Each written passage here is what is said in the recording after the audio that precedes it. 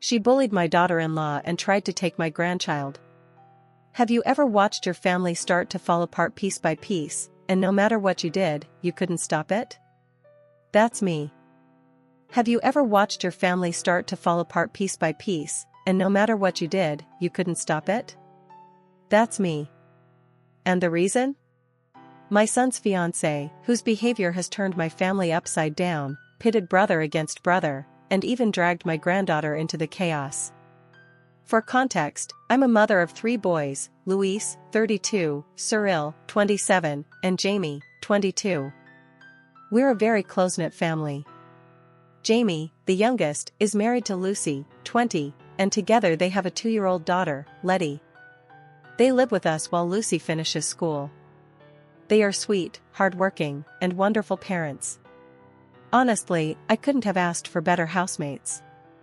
Luis, my oldest, has been through a lot. He struggled in the past, went through rehab, but he's been sober for 7 years. We're all proud of him. About a year ago, he started dating Jessa, 36. Recently, they got engaged. And that's when everything began to spiral. At first, I tried to give her the benefit of the doubt.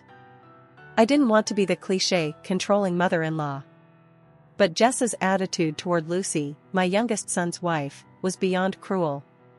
She would make snide comments, exclude her from wedding events, and even suggested that Lucy shouldn't attend the reception because she had a child and wouldn't have fun. Imagine telling a young mother she doesn't belong in her own brother-in-law's wedding. And that was only the beginning. At first, I thought maybe it was just a clash of personalities. Jessa and I didn't exactly see eye to eye politically. I've always been outspoken about my values. I go to rallies, protests. I've marched with Lucy and Rosa, my middle son's girlfriend, before. When I invited Jessa once, she declined, sending me a long text about how she didn't agree with any of it. Fine, that's her choice. I figured we'd just avoid politics and focus on family. But the way she treated Lucy, it wasn't just awkward. It was cruel. She'd whisper snide remarks when Lucy wasn't around. She asked Rosa to be a bridesmaid but openly debated not inviting Lucy to the reception, claiming she wouldn't have fun since she doesn't drink. The hypocrisy? The venue allows under 21 guests, and Jessa's own younger sister was invited. Even worse, she once showed Lucy photos of her own sister, saying Jaime, Lucy's husband, would be walking down the aisle with her instead. It was a deliberate dig, meant to humiliate Lucy. My heart sank. Lucy is like the daughter I never had. She comes from a broken family, and we've embraced her as one of our own.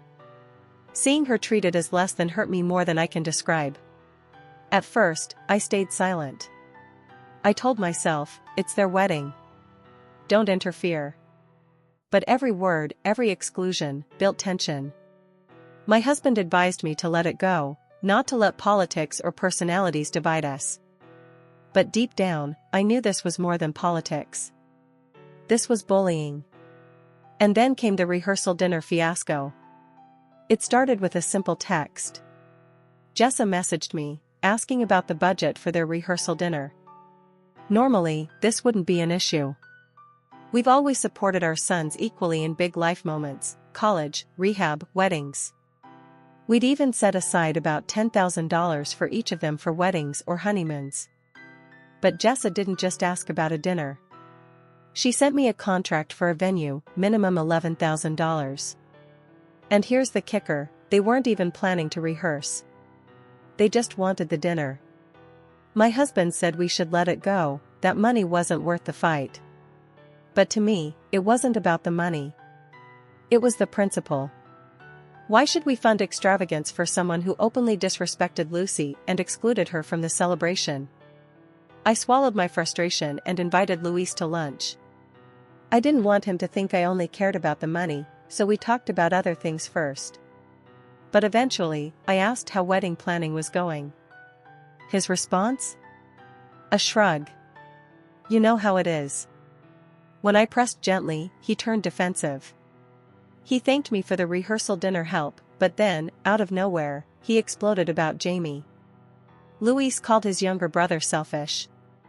Controlling. Said Jaime just didn't want to see him happy. The venom in his voice shocked me. Luis and Jaime had always been close, best friends even. For years, Jaime would call Luis daily just to talk.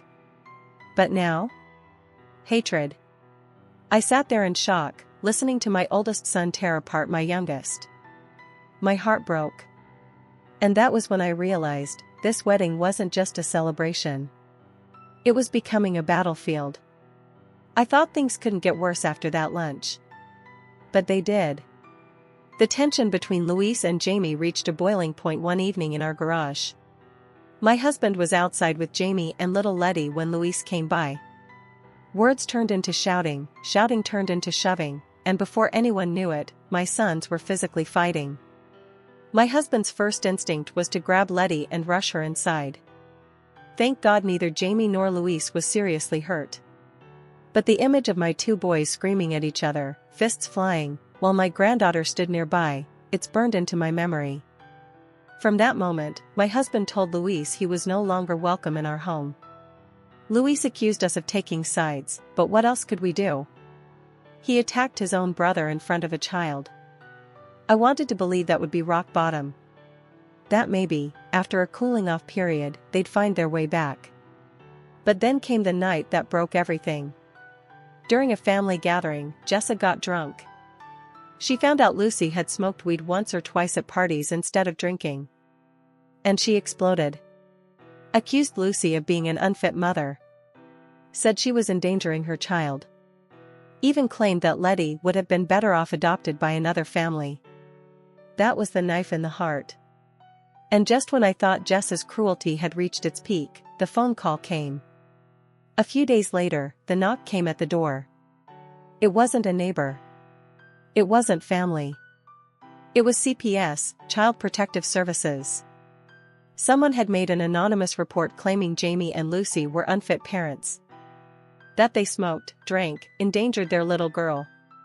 My blood ran cold. I knew exactly who it was. The caseworker was polite, but the damage was done. She interviewed us, walked through the house, looked at Lety's room, checked the fridge. At the end, she said she saw no reason to move forward, but that didn't erase the trauma. Lucy was shaking. Jaime's hands were clenched in fists the entire time. And Lety, sweet little Lety, looked up at us with confusion in her eyes. Even she could tell something was wrong. Later that night, Jaime sent Luis a message, "Was it you? Or Jessa?" Luis's reply, "Doesn't matter." That was the last straw. Jaime blocked his brother's number and told him he was dead to him.